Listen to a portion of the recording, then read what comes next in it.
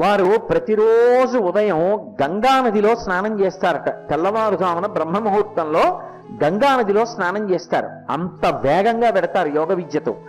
గంగలో స్నానం చేస్తారు. చేసి దైక్ష్యం లక్ష్మి ఆలయం సదా, లక్ష్మి ఆలయే సదా. వారు భోజనం చేయడానికి కొల్హాపురం వస్తారు. కొల్హాపురం వచ్చి కొల్హాపురంలో లక్ష్మీదేవి చేత్తో పెట్టినటువంటి భోజనాన్ని స్వీకరిస్తారు. స్వీకరించి వారు నివాసం ఉండడం ఎప్పుడూ కూడా సహ్యాద్రి పర్వతాన్ని, సహ్యాచలం కృతావాసం, ఆ సహ్యాద్రి పర్వతం మీద నివాసం ఉంటారు. అటువంటి మహానుభావుడున్నాడే, ఆయనకి నమామి త్రియుగం హరిం. 3 యుగములలోనూ కూడా అనేకమైనటువంటి అవతారములను స్వీకరించి ధర్మ సంరక్షణ చేసి ధర్మ వ్యతిరేకమైనటువంటి వారి యొక్క పీచమణిచి పరమ భాగవతోత్తములైనటువంటి వారిని అనుగ్రహించినటువంటి శ్రీ మహావిష్ణువు యొక్క అవతారమైన దత్తాత్రేయ ప్రభు పాదములకు నమస్కరించుతున్నాను అంటారు. మనకి ఆంధ్రదేశంలో నాకు తెలిసినంత వరకు నేనంటున్నది, ఎందరో మహానుభావులు ఉండవచ్చు, దత్తాత్రేయుల వారిని ఆంధ్రదేశంలో బాగా అందరికీ పరిచయం చేసి దత్తోపాసనని విశేషంగా పోషించినటువంటి మహానుభావులు గణపతి సచ్చిదానంద స్వామీజీ. వారు ఎన్ని చోట్ల దత్త ఆశ్రమాలు కట్టారు, దత్త దేవాలయాలు కట్టారు. దత్తోపాసన మైసూరులో అద్భుతమైనటువంటి దేవాలయ నిర్మాణం చేశారు.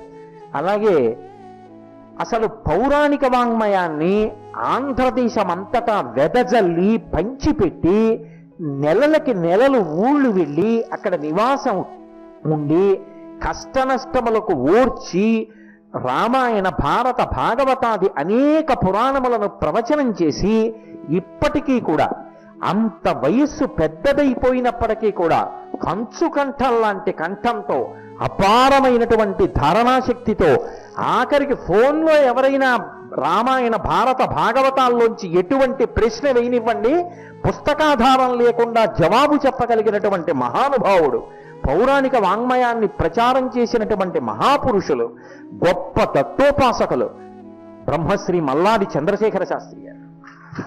నిజంగా వారి మూర్తి దర్శనం, వారి కంఠం అద్భుతంగా ఉంటాయి. ఏమి ధారణాశక్తో మహానుభావుడు. వారు దత్తాత్రేయోపాసకులు. వారు దత్తుడికి నమస్కారం చేసి ప్రారంభం చేస్తారు. అలాగే దత్తాత్రేయుల వారి చరిత్రని పరమ తేలికైనటువంటి భాషలో అందరూ చదువుకోవడానికి ఎంతో తేలికగా ఉండేటట్టుగా, అస్సలు ఎక్కడ జటిలంగా ఉండకుండా చాలా అందమైనటువంటి భాషలో మొట్టమొదటి పేజీ చదవడం మొదలు పెట్టడం ఒక్కటే మీ పూచి. ఒకటో పుట దగ్గర మీరు చదవడం మొదలు పెడితే పుస్తకం అయిపోయే వరకు ఆపడానికి అవకాశం లేకుండా అంత అందమైన రీతిలో నిజంగా ఆయన శాశ్వతత్వాన్ని పొందారు ఆ పుస్తక రచన చేత. అంత గొప్ప పుస్తకాన్ని రచన చేసి ఆంధ్రదేశానికి అందించినటువంటి మహానుభావులు ఆచార్య బేతమూలు రామబ్రహ్మం గారు. దత్తాత్రేయ స్వామి వారి చరిత్రని అంత అందంగా వారు క్రోడీకరించి అందించారు. ఈ ముగ్గురు దత్తాత్రేయ స్వామి వారి విషయంలో ఆంధ్రదేశానికి చేసినటువంటి ఉపకారం మరువరానటువంటి ఉపకారం. కాబట్టి మహానుభావుడైనటువంటి దత్తాత్రేయుడు అనేక విధాలుగా కనపడుతూ ఉంటాడు. నిరంతరము ఏకాంతవాసం కోరుకుంటూ ఉంటాడు. గున్నమావిడి చెట్టు కింద కూర్చుని ఉంటాడట సహ్యాద్రి పర్వతం మీద. ఇప్పటికీ ఆయనని నమ్ముకున్నటువంటి వాళ్ళ దగ్గరికి ఆయన వస్తారు అని ప్రఖ్యాతి. ఆయన గురించి చెప్పుకుంటుంటే సభలో ఏదో ఒక రూపంలో ప్రవేశిస్తారు అని చెప్తారు. దత్తాత్రేయుల వారి ఉపాసన పరమాద్భుతమైనటువంటి ఉపాసన. ఆయన ఎక్కువగా గురుతత్వంగా నిలబడతారు. యథార్థమునకు భగవంతుడు గొప్పవాడా గురువు గొప్పవాడా అంటే భగవంతుడి కన్నా గురువే గొప్పవాడు. ఎందుచేత అంటే గురువు జ్ఞానమిస్తాడు, మళ్ళీ ఇక పుట్టవలసిన అవసరం లేని స్థితికి గురువు పైకెత్తుతాడు. అంటే దాని ఉద్దేశం గురువు కోర్కెలు తీర్చలేడు అని కాదు. కోర్కెల కన్నా చాలా గొప్ప విషయం ఏమిటి అంటే జ్ఞానం ఇవ్వడం. దానికి అడగక్కర్లేదు, సిద్ధంగా ఉంటాడు ఆయన. అలా కూర్చునేటటువంటి గురువు దగ్గర జ్ఞానాన్ని పొందడం అన్నిటికన్నా గొప్ప విశేషం. మహానుభావుడైనటువంటి దత్తాత్రేయ స్వామి వారు గురుస్వరూపంలో కూర్చుని ఉంటారు. అందుకే ఆయన జ్ఞానప్రదాత. మిగిలినటువంటి అవతారాలకి దత్తాత్రేయ స్వామి వారి అవతారానికి ఒక గొప్ప భేదం కనపడుతుంది. మిగిలినటువంటి అవతారాలలో సంప్రదాయ సిద్ధంగా ఎక్కడో ఏదో పైన ఒక గురువు కనపడతారు. ఒకవేళ అలా గురువు కనపడకపోయినా ఆయన తనంత తానుగా ఒకరికి నమస్కరించడమో ఏదో ఉంటుంది. రామచంద్రమూర్తి ఉన్నారు, వశిష్ఠ విశ్వామిత్రులకు నమస్కరిస్తారు. కృష్ణ భగవానుడు ఉన్నాడు, సాందీపని మహర్షికి నమస్కరిస్తాడు. పరదేవత ఉన్నది, పరమేశ్వరుడికి నమస్కారం చేస్తుంది. సుబ్రహ్మణ్యుడున్నాడు, తండ్రికి నమస్కారం చేస్తాడు. ఎవరో ఒకరిని గురువు అని చెప్పడానికి అవకాశం ఉంటుంది. కానీ ఒక్క దత్తాత్రేయుల వారి విషయంలో మాత్రం ఒక పరమాద్భుతమైనటువంటి విషయం. నిజంగా దత్తాత్రేయుల వారి చరిత్రలో వారు చెప్పినటువంటి ఆ ఉపాఖ్యానం కానీ ఎవరైనా మనసులో గట్టిగా పట్టుకోగలిగితే వారి జీవితం ఉత్తర క్షణం మలుపు తిరిగిపోతుంది. అసలు అంత అద్భుతమైన విషయాన్ని ఒక్క దత్తాత్రేయుల వారి చరిత్రలో తప్ప వేరొక చోట ఆవిష్కరించబడలేదు అని నాకు అనిపిస్తుంది. ఒకప్పుడు వారు అవధూత సంప్రదాయంలో నేల మీద దిగంబరుడై పడున్నారు. ఆయన ఒక అరణ్యంలో నేల మీద పడుకుని ఉన్నారు. అంటే దత్తాత్రేయుల వారిగా ఏదో 3 ముఖాలతోటి 6 చేతులతోటి అలాగని కాదు. ఎందుకంటే అది తత్తతః రూపం ఉన్నప్పుడు మాలాం, కుండీం, అలాగే ఆ ఢమరుంచ, శూలం, శంఖం, సుదర్శనం, దధానం భక్తవరదం దత్తాత్రేయం నమామ్యహం అంటారు. ఈ శ్లోకాన్ని ఎక్కువ మల్లాది చంద్రశేఖర శాస్త్రి గారు ప్రవచన ప్రారంభంలో చదువుతూ ఉంటారు. మాలాం, కుండీం ఇవి రెండు కింది 2 చేతులలో ఉంటాయి. 6 చేతులు ఉంటాయి. 6 చేతులలో కింద 2 చేతుల్లో పట్టుకుంటారు. ఇవి మాలాం అంటే అక్షమాల, కుండీం అంటే కమండలం. ఈ కమండలవు అక్షమాల కింద చేతుల్లో పట్టుకుంటారు. అది బ్రహ్మగారి చేతుల్లో పట్టుకునేటటువంటి పరికరాలు. అందుచేత సృష్టి శక్తి ఆయనే. గురు బ్రహ్మ.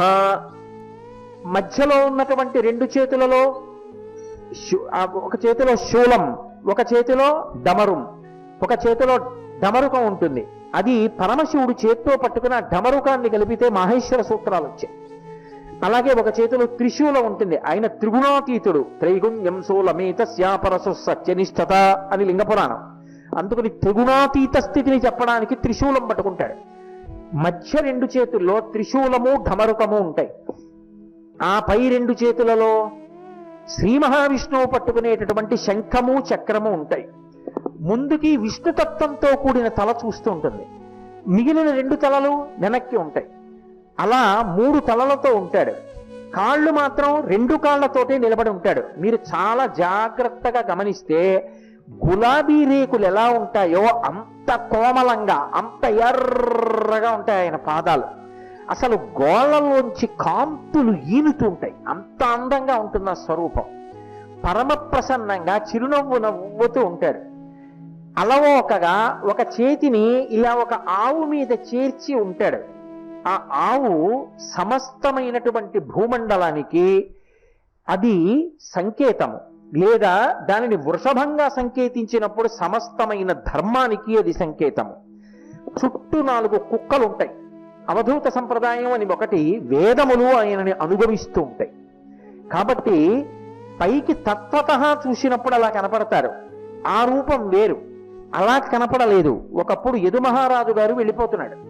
వెళ్ళిపోతుంటే అరణ్యంలో అకస్మాత్తుగా ఆయనకు ఒక వ్యక్తి నేల మీద పడి కనపడ్డాడు. ఎవరు ఈయన అని దగ్గరికి వెళ్ళి చూశాడు. పెడితే దిగంబరంగా ఉన్నాడు ఒక వ్యక్తి. ఒళ్ళంతా ధూళి కొట్టుకుపోయింది. ముఖము సహస్ర సూర్యుల పగిది వెలిగిపోతోంది. ఆయన పడుకుని ఉన్నాడు. ఈగలు ముఖం మీద, నోట్లోను, ముక్కులు యొక్క రంధ్రాల్లో, చెవుల్లో ముసురుకుంటున్నాయి. ఆయన కనీసం తోలుకోవట్లేదు, అలా పడుకుని ఉన్నాడు. యదు మహారాజు తెల్లబోయాడు.